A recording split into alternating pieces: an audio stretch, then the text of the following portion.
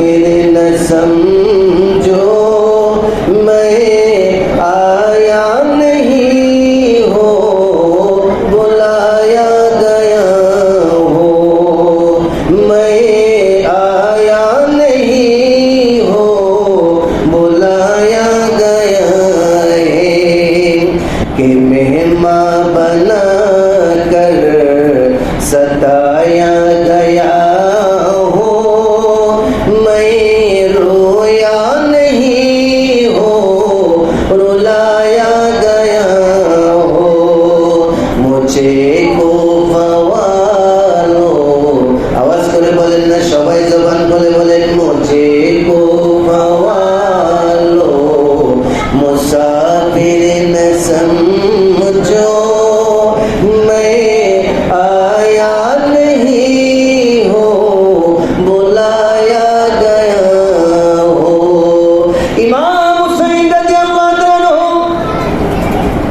তিনি ইয়াজিদ বাহিনীর সামনে যখন 9 মুহররম রাত্রে 9 মুহররম রাত্র যখন হয়ে যায় আশারায়ে মুবাশশার আমার নবীজি যাদেরকে 10 জন সাহাবীকে জান্নাতের সার্টিফিকেট দিয়েছিল সবাই বলেন কতজন নবী তো অনেকের জান্নাতে বলেছেন একসাথে একই হাদিসের মধ্যে 10 জন সাহাবীর কথা এসেছে নবীজি জান্নাতে বলে ঘোষণা দিয়েছেন অন্যতম সাহাবী হযরত সাদ বিন আবি ওয়াক্কাস আবু ওয়াক্কাস রাদিয়াল্লাহু তাআলা তিনি সম্পর্কে আপনারা শুনেছেন তিনি বড় যোদ্ধা ছিলেন তিনি ইসলামের জন্য বিভিন্ন দেশে যুদ্ধ করে ইসলামের পতাকা উত্তোলন করেছেন বিজয় ছিনিয়ে এনেছেন হযরত সাদ বিন আবু ওয়াক্কাস রাদিয়াল্লাহু তাআলা তিনি সন্তান আমর বিন সাদ তিনিকে ইয়াজিদ বাহিনী গভর্নর করার জন্য অন্য দেশে প্রেরণ করছেন গভর্নর করার জন্য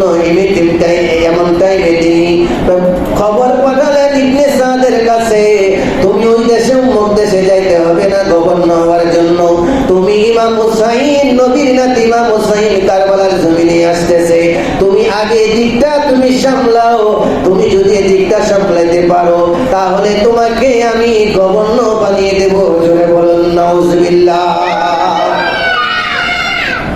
সেই সাদ বিন আমর বিন সাদ বললেন আপনি আমাকে আমার নিষ্ঠুর কাজ আমাকে অর্পণ করবেন না নবীর নাতি ইমাম হুসাইনের বিরুদ্ধে তলোয়ার ধরতে পারবো না ইয়াজিদ বলল যদি না পারো তাহলে তুমি গভর্নর হওয়ার জন্য কল্পনা তুমি বাদ দিয়ে দাও তোমাকে বহিষ্কার করা হবে তোমাকে ক্ষমতা দেওয়া হবে না তখন তিনি বললেন ঠিক আছে আমাকে একটি রাত দেন আমি ভেবে চিন্তা ভাবনা করি কি করা যায় যখন একটি সময় দেওয়া হলো একটি রাত দেওয়া হলো তিনি চিন্তা ভাবনা করলেন উনি মুরব্বীদের সাথে পরামর্শ করলেন ইয়াজিদ এই কথা বলতেছে ইমাম হুসাইনের বিরুদ্ধে যাওয়ার জন্য সবাই পরামর্শ দিলেন ও সাদ বিন আপনার বাবা ছিল আমার নবীজির বড় সাহাবী আমার নবীজির সংবাদ জান্নাতি সংবাদ পাওয়ার 10 জনের মধ্যে একজন সাহাবী জোরে বলেন সুবহানাল্লাহ আর জোরে বলেন না সুবহানাল্লাহ আমর বিন সাদ তিনি বললেন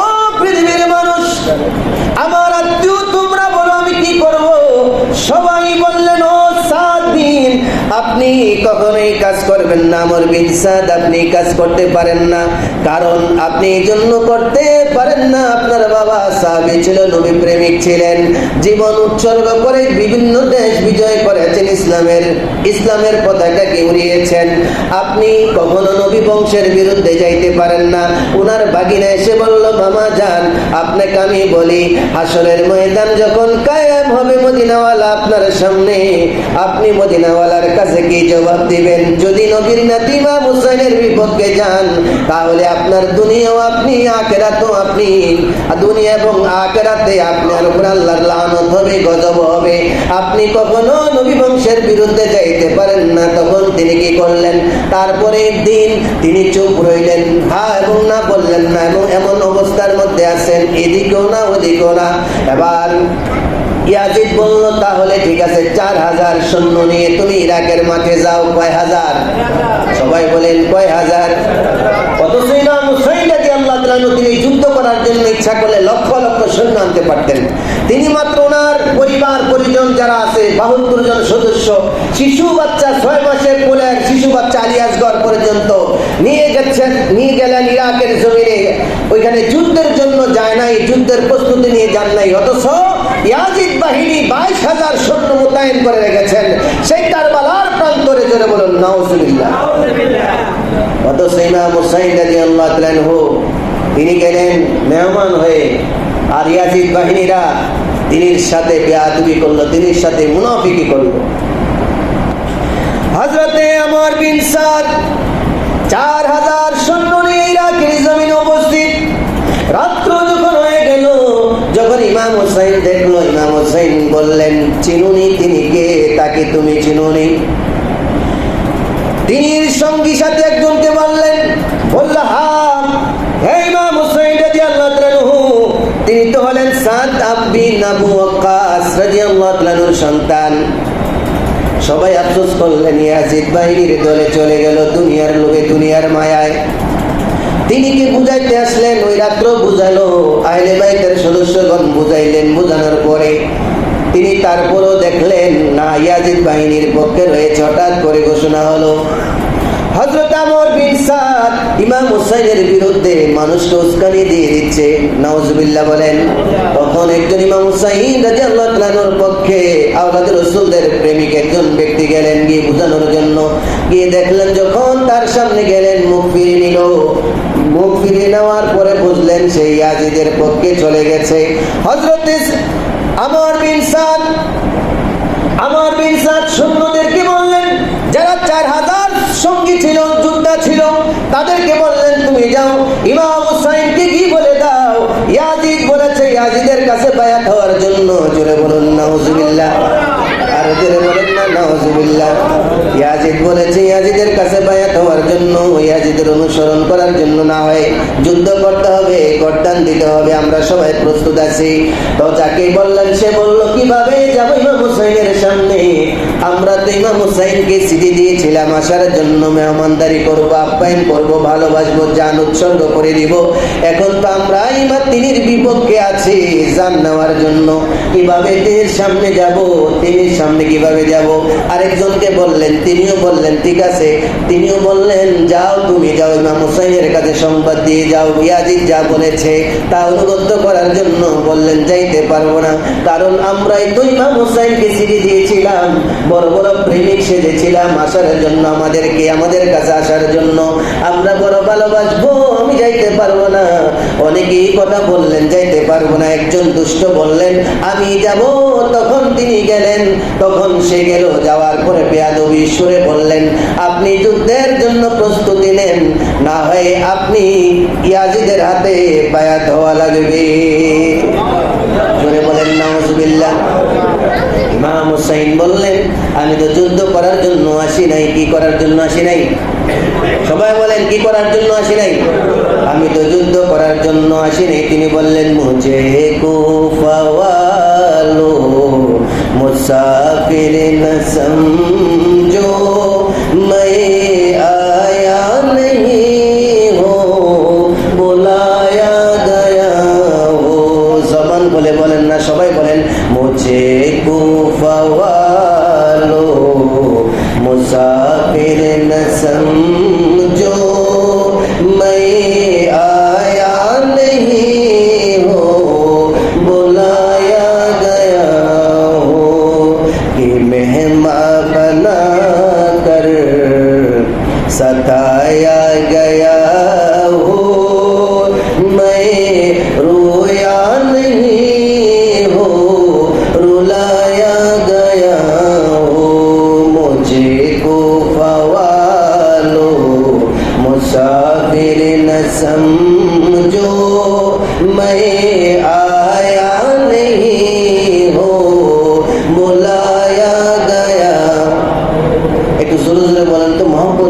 হুসাইনি মহব্বত নিয়ে বলেন তো? কারণ হুসাইন রাদিয়াল্লাহু তাআলার মহব্বত নিয়ে যারা মরবে, কিতাবের মধ্যে আসছে মাম্মাতা আলা হুব্বি আলি মুহাম্মাদিন মাতা শহীদান। যারা আহলে বাইতের মহব্বত নিয়ে মরবে, মাওলা আলীর মহব্বত নিয়ে মরবে, মা ফাতেমার মহব্বত নিয়ে মরবে, হাসান হুসাইনের মহব্বত নিয়ে মরবে, ওই শ্রেণীর মানুষ শহীদের মর্যাদা পাবে। জোরে বলুন সুবহানাল্লাহ। এজন্য সবাই বলেন মুঝে কো পাওয়ালো মুসাফির ন সমঝো मैं आया नहीं हूँ बुलाया गया हो, मैं आया नहीं हूँ बुलाया